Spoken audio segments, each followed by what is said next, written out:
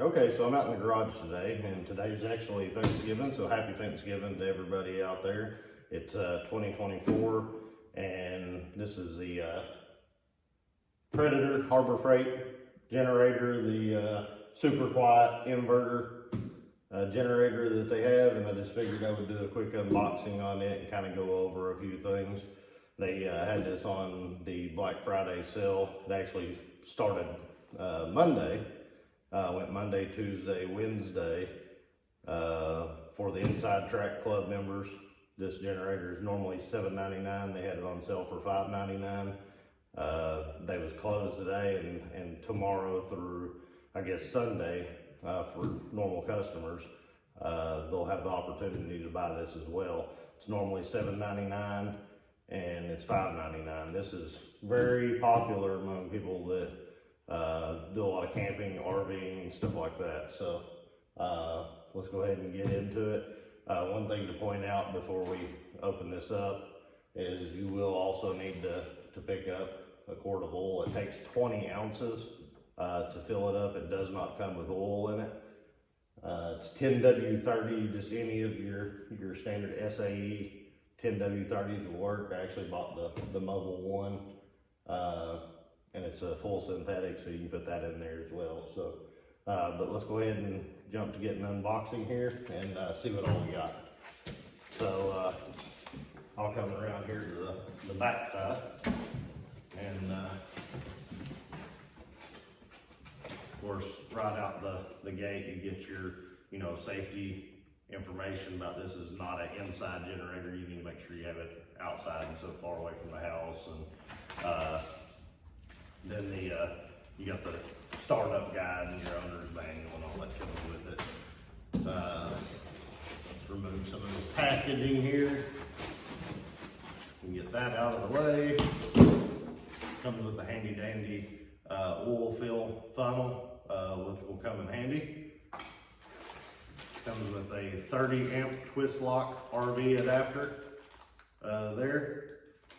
As well as it looks like there might be something else in here too. Let's check that out real quick. So you have your RV ready twist lock,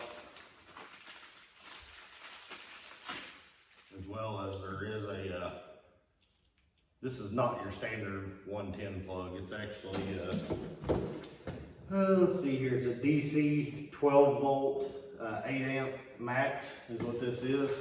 It's got the little, you'll notice it's not your standard 110, how it's angled in, and then it actually goes out, so it's for 12 volts, 8 amp. So that's handy too. So I don't see anything else on top. Wait a second, yep, got something, got toolkit, spark plug, wrench, and probably a screwdriver. Yeah, spark plug, wrench. And then just a Phillips head screwdriver, a little toolkit. It's in you. So yeah, I don't see anything else. So let me go ahead and get this box off, and we'll jump straight into the generator. So doing a quick walk around and look at this generator here. As like most things that come anymore with a gas engine on it, they come with all kinds of safety information, as well as the starting procedures and stuff like that on it. Just kind of go over a few things here. That's where you put your gas in. It's got a gas gauge up top. It's just a float gauge. Here you have a off, run, start, and start choke. So once this generator is all set up and ready to go, and you want to start this machine up and it's cold out, you're just going to take and turn this knob over to the cold start.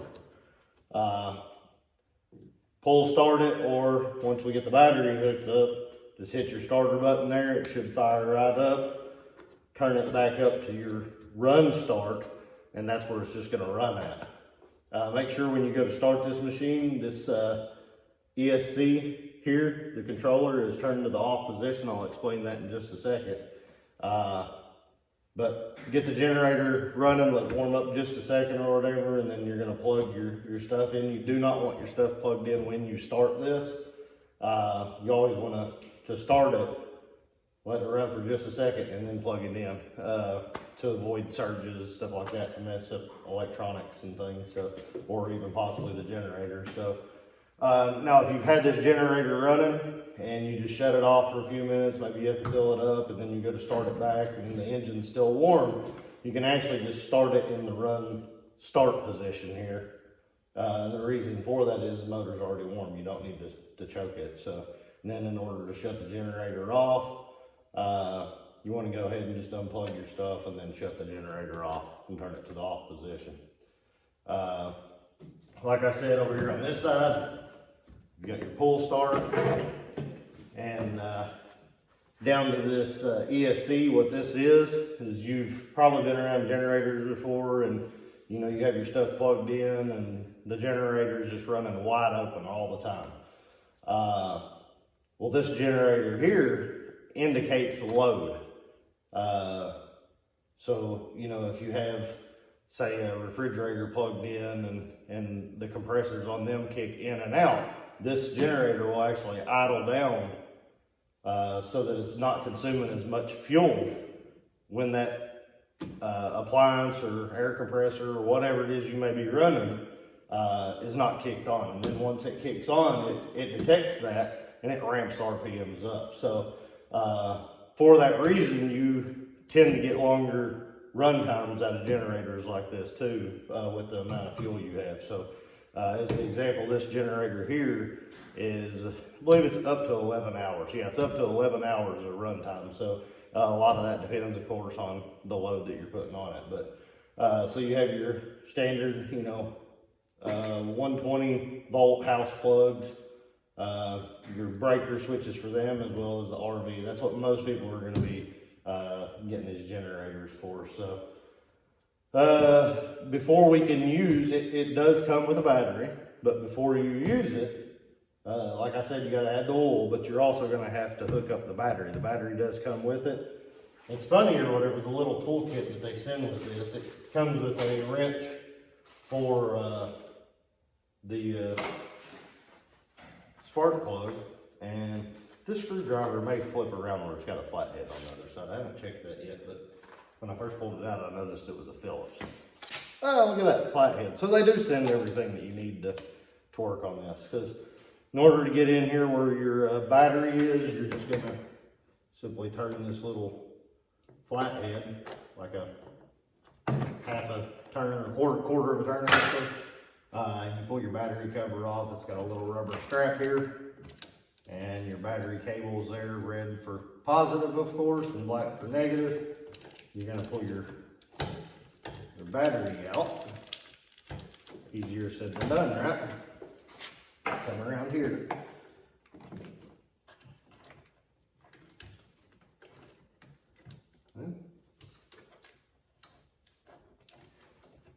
Somebody that's done this before, I'm sure, is looking and saying, well, if you just do this, it'd come out a whole lot easier. If I pull on that strap there, if it'll come out. But yeah, there we go. Okay, so it's just a little, it's almost like a battery you would see in a street bike or something. So it's a 12 volt, 6 amp hour sealed lead acid battery, non-spillable. Okay, so it's as simple as any other battery. You got a couple screws and little nuts here, and you pull your caps off. They've got the holes in it. Black to black, red to red. You slide the battery back in and put your cover back on. Okay, so we'll do that later. There's no need to actually do that on camera, but and like I said, this is pull start too, so you don't even have to have the battery in it. We'll just stick that back on for now to clean it up so stuff ain't falling out. But even without the battery in it, you could go ahead and do the pull start.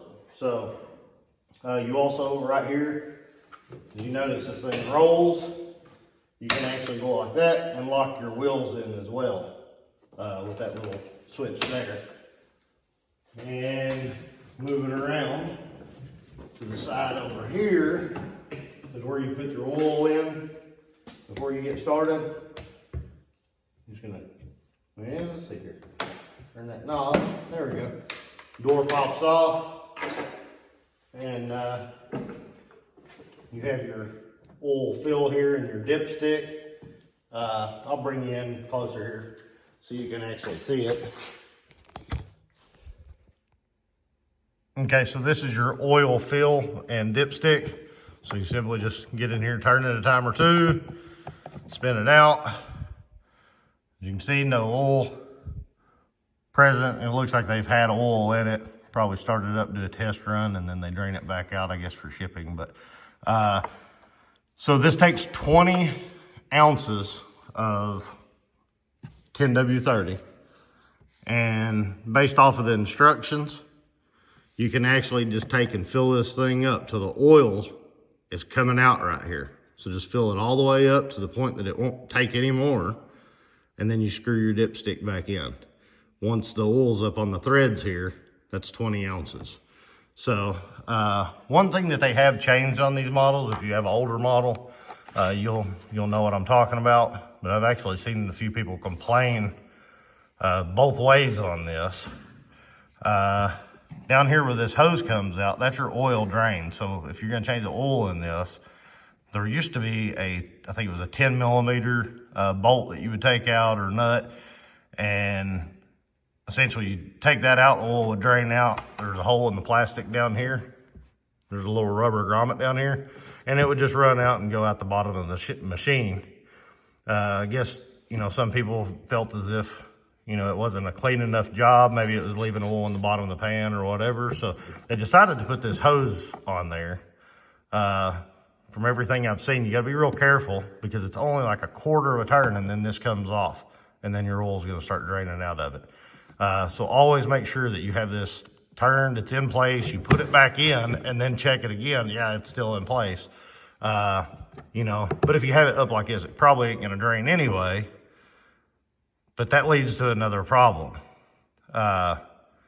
So if you know, it might be hard to see here, but if you pull this out, it kind of runs uphill. So you can't really get a proper drain on it unless you tilt your generator over, which is easy enough.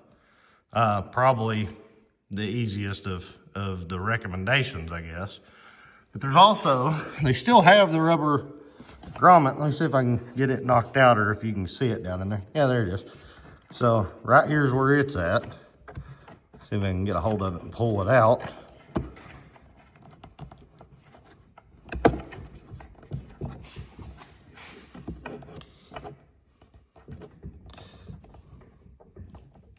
Okay, so you got the rubber grommet in the bottom. And you'd think, oh, okay, well then I can just take this and run it down.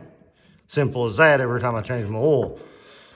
The issue with that is the way they've got this coming out, there's such a short distance and trying to get it and it don't want to twist. Here, it don't want to twist and you kind of got some stuff in the way. Before you ever fill this thing up the first time, if you have the inclination to do so, get you some pliers. There's a clamp just like that on the other side. Get you some pliers and spin the hose around so that when you go to drain the oil, this will already be pointed in the down position. You can take out the rubber grommet, twist the cap off, let it drain out the bottom. But even still then, you're gonna have to get something under this, wood blocks on each side or something so you can get a pan under it as well as be able to access this because there is no clearance or room here. So in some regards, you're better off probably just to take the cap off, put you some wood blocks on the one side of it, and just tilt the generator up and allow the oil to run out. So just something I wanted to point out or whatever, just kind of a little beginner's tip jumping into these. I see, that's about the only complaint that I've ever heard on these generators is people seem to be a little frustrated one way or the other with the oil drain setup on these. I suppose if you wanted, probably wouldn't really hurt the integrity of the unit too much. You could probably actually take and, how this kind of drops down in here like that and it gets it a little lower. You could probably, notch that out just a little more here in the middle or something where you could run that on down, but it would leave a little hole going into the machine. So you may not want to do that because of mice getting in or something. So But anyway, just figured I would go over that and show you what that looked like as well. You know, like I said, pretty nice. They give you a little funnel here, comes with it. So the only thing that you actually have to purchase is with this is 1 quart of the oil, just in case you're wondering. There, right there's what I'm using. 10W30 Mobil 1, full synthetic. So that's it for this video. Thank you all for watching.